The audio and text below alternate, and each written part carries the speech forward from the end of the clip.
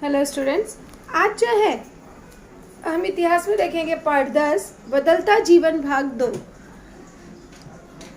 जैसे कि इसके पहले हम सभी ने पार्ट 9 देखा था, बदलता जीवन भाग 1, जिसमें हमने देखा कि स्वतंत्रता के बाद भारत देश ने किस तरह से चिकित्सा के क्षेत्र में और अन्य क्षेत्रों में तकनीकी के क्षेत्र में प्रगति की।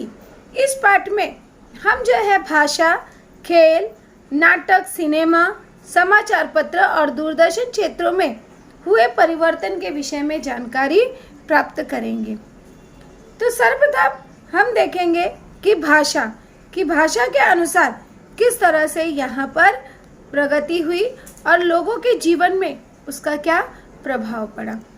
तो भाषा में जैसे कि हिंदी, असमिया, असम की लैंग्वेज असमिया, बांग्ला, गुजराती, कन्नड़, कश्मीरी, मलयालम, मराठी, उड़िया, पंजाबी, संस्कृत, तमिल, तेलुगु, उर्दू, कोंकणी, मणिपुरी, नेपाली और सिंधी, ये भाषाएं महत्वपूर्ण हैं। तो अभी हम इस तरह से यहाँ पे प्रश्न पूछा जा सकता है कि भारत में कौन कौन सी भाषाएं महत्वपूर्ण हैं। तो भारत में हिंदी, असमिया, बांग्ला, गुजराती, कन्नड़, कश्मीरी, मलयालम, मराठी, उड़िया, पंजाबी, संस्कृत, तमिल, तेलुगु, उर्दू, कोंकणी, मणिपुरी, नेपाली और सिंधी, ये सभी भाषाएं महत्वपूर्ण हैं। इसके अलावा जो है अब यहाँ पर ये भारतीय जो था, ये सभी भाषाएं भारत की सबसे ज़्यादा महत्वपूर्ण भाषाएं हैं और ये भारतीय भाषाओं की बोली भाषाएं हैं। उनकी संख्या अब कम हो रही है। अब जो है यह जो मातृभाषा है, जैसे असम में असमिया, बांग्लादेश में बांग्ला, गुजरात में गुजराती और पूरे विश्व में हिंदी। तो ये सभी अन्य जो भाषाएं, बोली जाने वाली भाषाएं हैं, अब ये कम हो रही हैं और समय रहते उनका संवर्धन किया जाना चाहिए। इन सभी भाषाओं की रक्षा की जानी चाहिए, अन्यथा यह अनमोल थाती नष्ट हो जाएगी।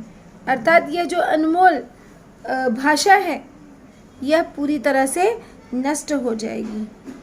यद्यपि ऐसा है, फिर भी हिंदी सिनेमा के माध्यम में सर्वत्र पहुंची हिंदी भाषा ने भाषाई दृष्टि से देश को जोड़ने का काम किया है, क्योंकि पूरे विश्व में हिंदी भाषा सभी को आती है, सभी जो है हिंदी भाषा से परिचित हैं। वर्ष 1990 के पश्चात 1990 के बाद 1990 के पश्चात प्रारंभ हुए वैश्वीकरण की प्रक्रिया के कारण भारत में अंग्रेजी भाषा का प्रभुत्व बढ़ता जा रहा है। अब यहाँ पे एक प्रश्न पूछा जा सकता है कि भारत में अंग्रेजी भाषा का प्रभुत्व क्यों बढ़ता जा रहा है।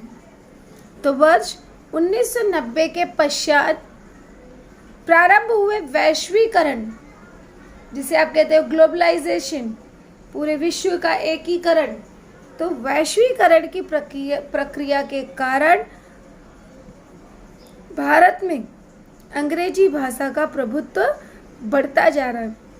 अंग्रेजी रोजी रोटी की भाषा बनती जा रही है। आज जो है हमारे दैनंदिन जीवन में अंग्रेजी का उपयोग जो है वह बढ़ चुका है। नौकरी ने अनेक अवसर अंग्रेजी भाषा के कारण उपलब्ध होने लगे हैं। उसी के कारण हमें जो है अनेक रोजगार के अवसर उपलब्ध होने लगे हैं।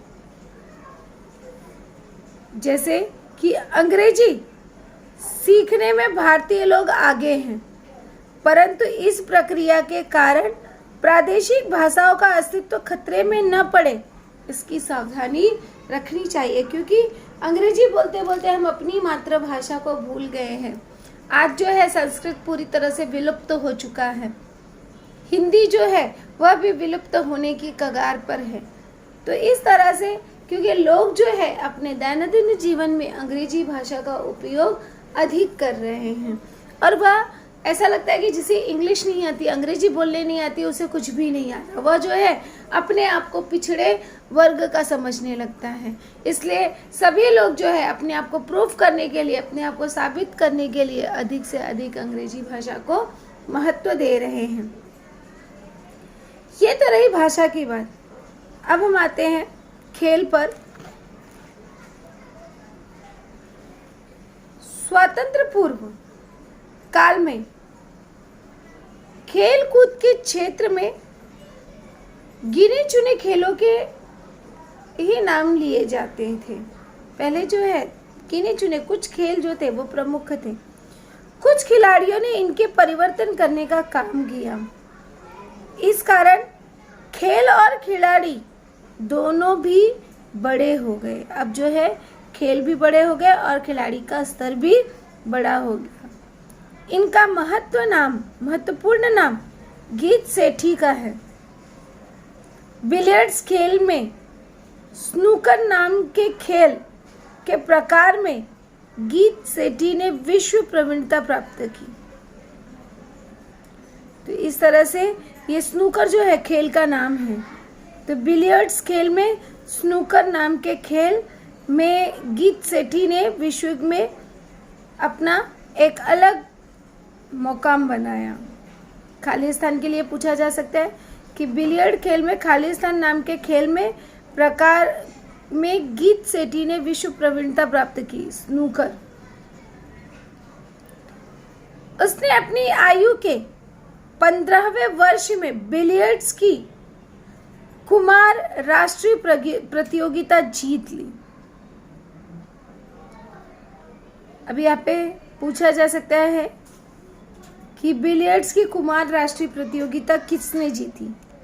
तो किसने जीती? गीत सेठी ने। इसके बाद राष्ट्रीय और अंतर्राष्ट्रीय प्रतियोगिताओं में उन्होंने अनेक अजेय पद प्राप्त किए।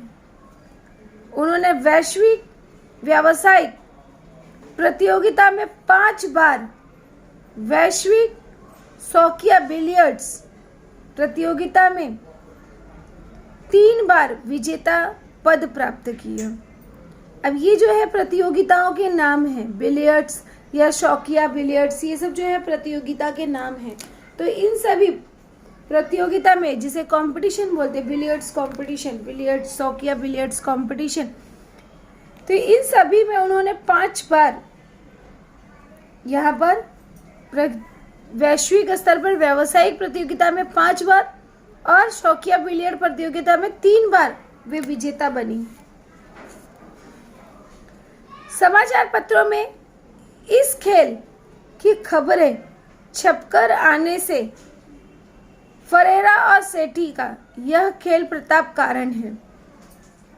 भारत के उद्योन्मुखी खिलाड़ियों को उन्होंने नया क्षेत्र उपलब्ध करवा कर दिया, अर्थात लोग जो है स्नूकर नामक नए खेल से परिचित हुए। वर्ष 1983 में कपिल देव के नेतृत्व में भारत ने क्रिकेट विश्व कप प्रतियोगिता में ऐतिहासिक विजय हासिल की और इस खेल ने देश भर में बड़ी लोकप्रियता प्राप्त की।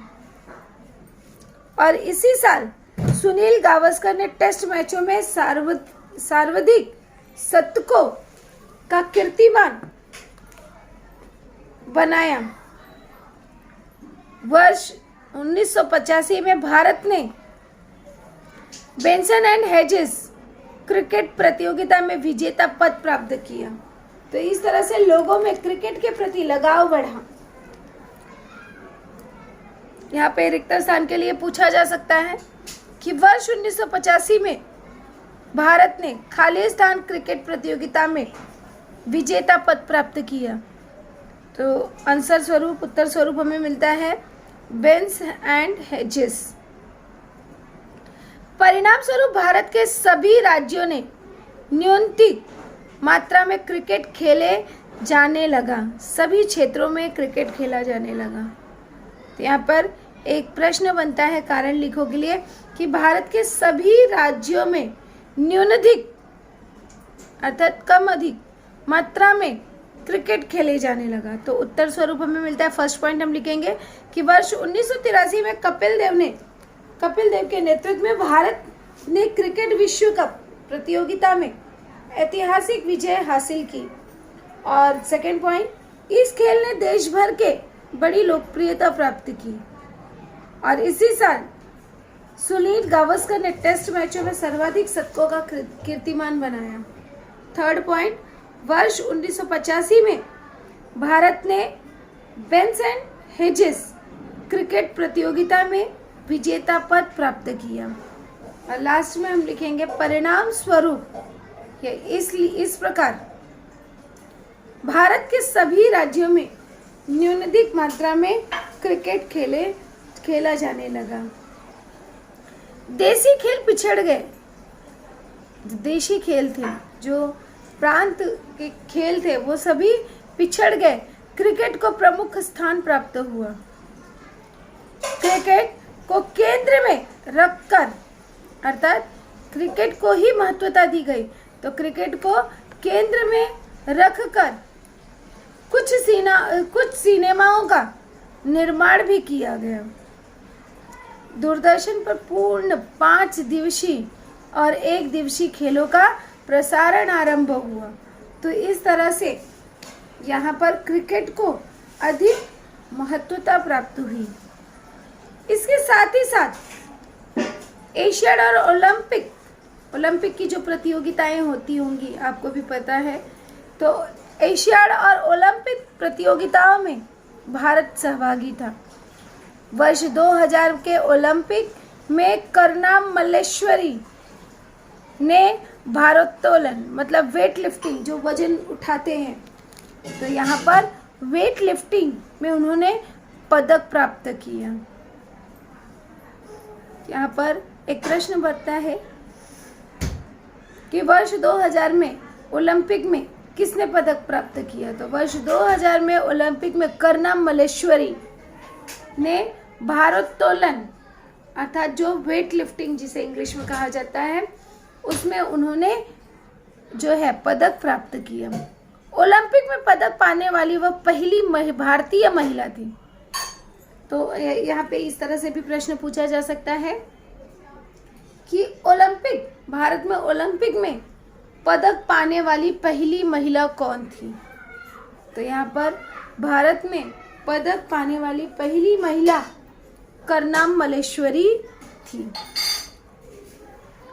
हॉकी, तैराकी, स्विमिंग जिसे आप कहते हो, तीरंदाजी, भारोत्तोलन, टेनिस, बैडमिंटन जैसी प्रतियोगिता में भारत का प्रतिनिधित्व बढ़ने लगा, जिसमें लोगों ने बढ़ चढ़कर हिस्सा लिया। अब इसी कड़ी में हम आगे देखते हैं नाटक तथा सिनेमा। नाटक और सिनेमा, यहाँ पर नाटक और सिनेमा भारतीयों के जीवन के महत्वपूर्ण घटक हैं। यह एक प्रमुख घटक स्वरूप माने जाते हैं। पहले नाटक खूब समय तक और कभी कभी तो रात भर चलते थे। लोग जो है अपने शादी विवाह के या कार्य प्रयोजन जो भी होता था, उन सभी में वह नाटक को लेकर जाते थे। तो इस तरह से नाटक जो है वह काफ़ी समय तक चलता था और कभी कभी तो वह रात भर चलते थे। तो लोगों में इसके प्रति रुचि अधिक थी, क्योंकि उस समय जो है सिनेमा नहीं था। वर्तमान काल में नाटक का स्वरूप तकनीकी समय बदल गया और अलग अलग क्षेत्र के लोग नाटक में सम्मिलित होने लगे। संगीत रंगभूमि का महत्व पहले की तुलना में कम हो चला है और पौराणिक तथा ऐतिहासिक विषयों के बदले राजनीतिक और सामाजिक विषयों को प्रधानता मिलने लगी है।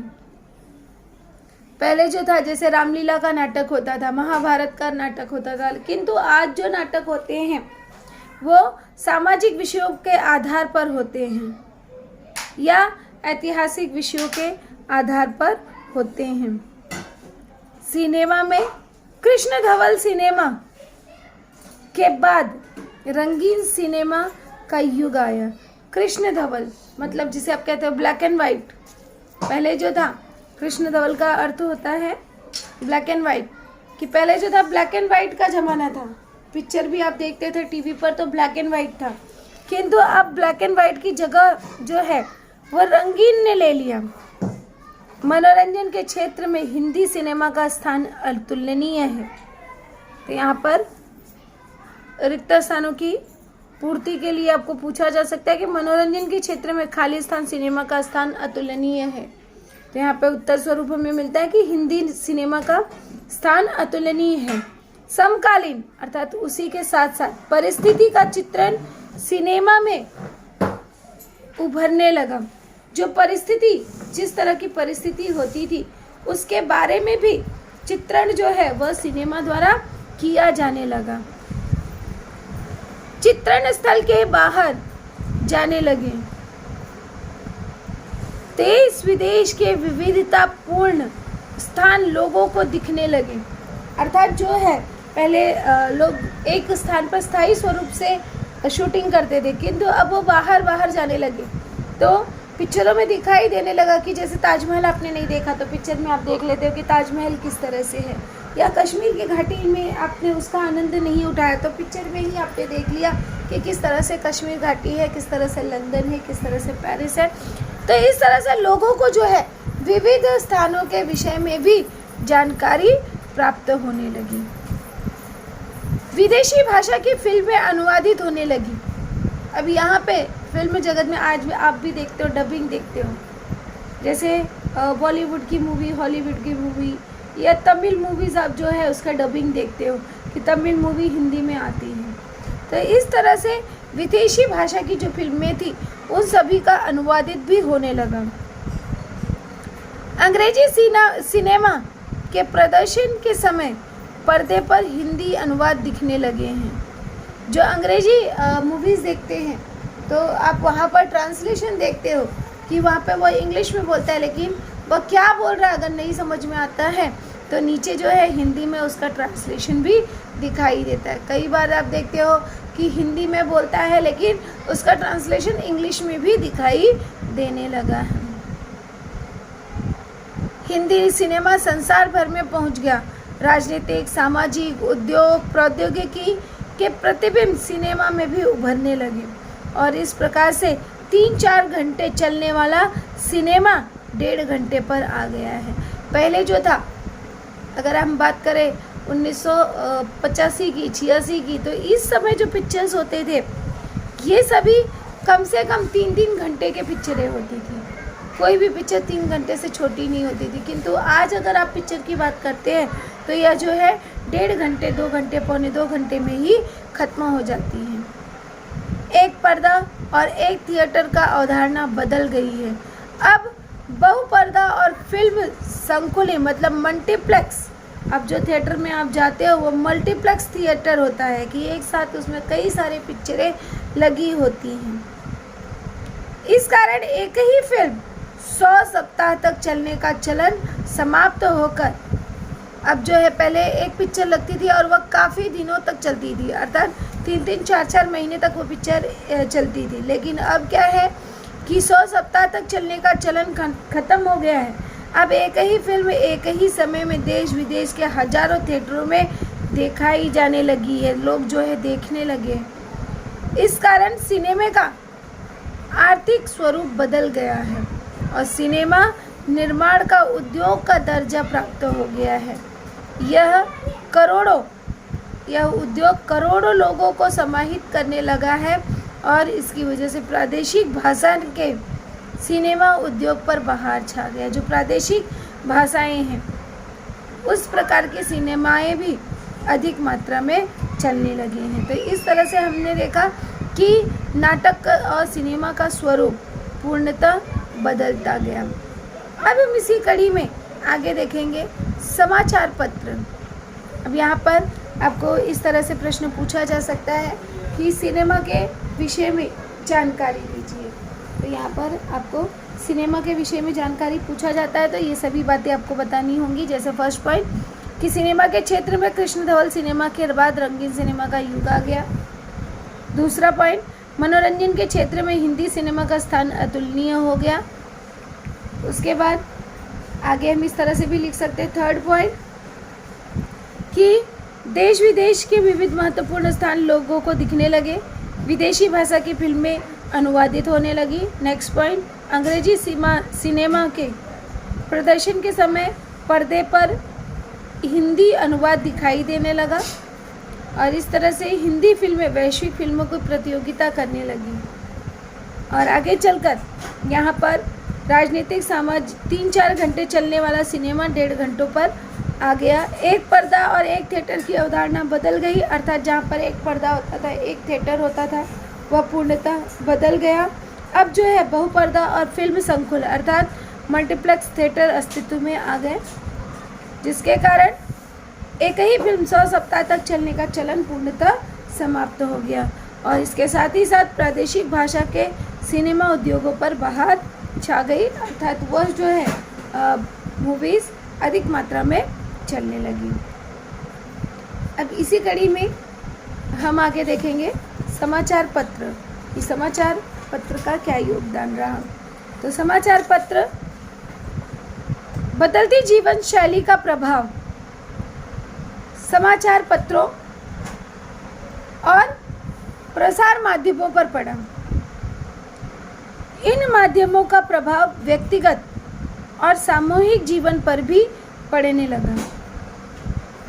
तो यहाँ पर एक प्रश्न बनता है कि समाचार पत्र का किस पर अधिक प्रभाव पड़ने लगा। तो समाचार पत्र का बदलती जीवन शैली समाचार पत्रों और प्रसार माध्यमों पर उसका प्रभाव पड़ने लगा।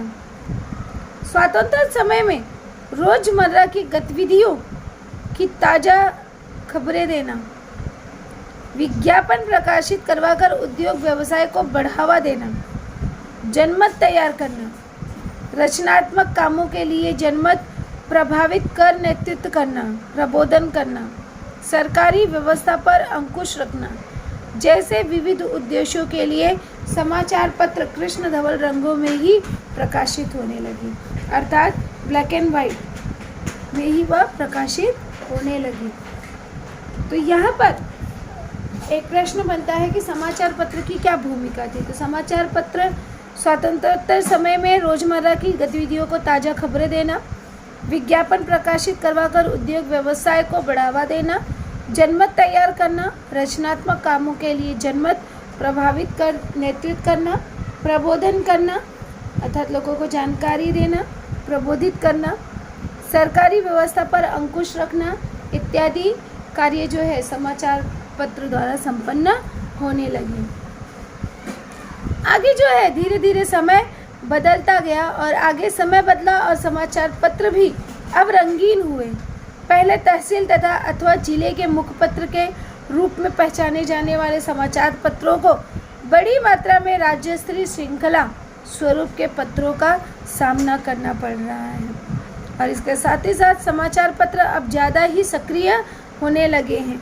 लोग जो है अधिक से अधिक समाचार पत्रों का उपयोग करते हैं, जिसमें अकाल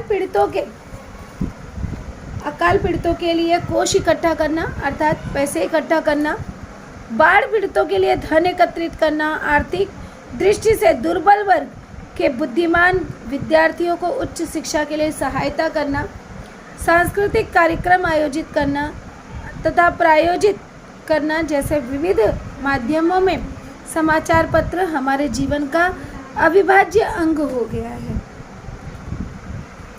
तो यहाँ पर एक प्रश्न बनता है कि समाचार पत्र किस प्रकार से हमारे जीवन का अविभाज्य अंग बन गया है। तो यहाँ पर प्रश्न उत्तर हमारा है कि जैसे अकाल पीड़ितों के लिए कोष इकट्ठा करना, बाढ़ पीड़ितों के लिए धन एकत्रित करना, आर्थिक दृष्टि से दुर्बल वर्ग के बुद्धिमान विद्यार्थियों को उच्च शिक्षा के लिए सहायता करना, सांस्कृतिक कार्यक्रम आयोजित करना तथा प्रायोजित करना जैसे अलग अलग माध्यमों से समाचार पत्र हमारे जीवन का एक अविभाज्य अंग बन गया है। अब इसी कड़ी में हम दूरदर्शन के बारे में देखते हैं कि दूरदर्शन का हमारे जीवन में क्या महत्व है। तो भारत में स्वतंत्रता समय में दूरदर्शन का आगमन हुआ। आरंभ में कृष्ण धवल अर्थात ब्लैक एंड व्हाइट दिखाई देने वाला दूरदर्शन अब जो है कालांतर समय में रंगीन हो गया है। अब रंगीन से भी आप देखते हो कि लोग जो है एलईडी का यूज़ करने लगे हैं। तो आरंभ में गिने चुने कार्यक्रम और निर्धारित समय में ही मनोरंजन करना दूरदर्शन का स्वरूप था। पहले जो था निश्चित समय था, हर किसी प्रोग्राम का, हर समाचार का एक निश्चित समय था और आगे चलकर यह जो है इसमें विस्तार हुआ। शैक्षिक उपक्रम आए, समाचार, राष्ट्रपति प्रधानमंत्री के दौरे के विस्तृत समाचार, खबरें, और इस प्रकार से एक एक उपक्रम बढ़ता गया। रामायण और महाभारत धारावाहिकों के समय बहुसंख्यक लोग दूरदर्शन के सामने बैठे रहते थे। इस माध्यम की लोकप्रियता का संकेत इन धारावाहिकों से दिखाई देता था। पहले जो है अगर जब महाभारत रामायण आता था तो लोग जो है टूट पड़ते थे, क्योंकि उसका एक समय निश्चित होता था और लोग एक ही साथ बैठकर देखते थे। आज तो इतना अच्छा हो गया कि लोग मोबाइल में भी बैठ के देख सकते हैं। वर्ष 1991 के इराक युद्ध का सजीव प्रसारण, मतलब जो इराक में युद्ध हुआ तो उसका प्रसारण CNN चैनल ने संसार भर में किया और इस चरण पर भारत के न्यूज़ चैनलों का विश्व ही बदल गया। और इस प्रकार से वर्ष 1998 में स्टार मतलब सैटेलाइट टेलीविज़न एशिया रीजन निजी उद्योग समूह भारत में आया। इसने आरंभिक काल में प्रचलित भारत की नीरस एक तरफा प्रचार स्वरूप के समाचार पत्रों का विश्व ही बदल गया। अब जो है यहाँ पर हमें दिखाई देता है कि भाषा प्रस्तुतिकरण की तकनीकी से सुसज्जित स्टूडियो और ओबी इट मीन्स आउटडोर ब्रॉडकास्टिंग वैनों का उपयोग किया जाने लगा। इन चैनलों ने इस क्षेत्र में विस्तार दिया और फलस्वरूप समाचार प्रस्तुत में खुलापन और विविधता आ गई। देश का कोना कोना जोड़ा गया और इसका परिणाम राजनीति पर भी हुआ। आज जो है हमारे समाज में कौन सी घटना कब कहाँ घटित हो रही है उन सभी से हम भली भांति परिचित होते हैं और इसका परिणाम यह हुआ कि पूरा देश बदलने लगा। अब हम अपने आधुनिक भारत के इतिहास का अध्ययन किया। अगले वर्ष हम इतिहास के विषय में व्यवहारिक विषय का उपयोजन कैसे करना है और इसका अध्ययन करेंगे। इतिहास दैनिक जीवन का भाग कैसे होता है इसे हम देखेंगे।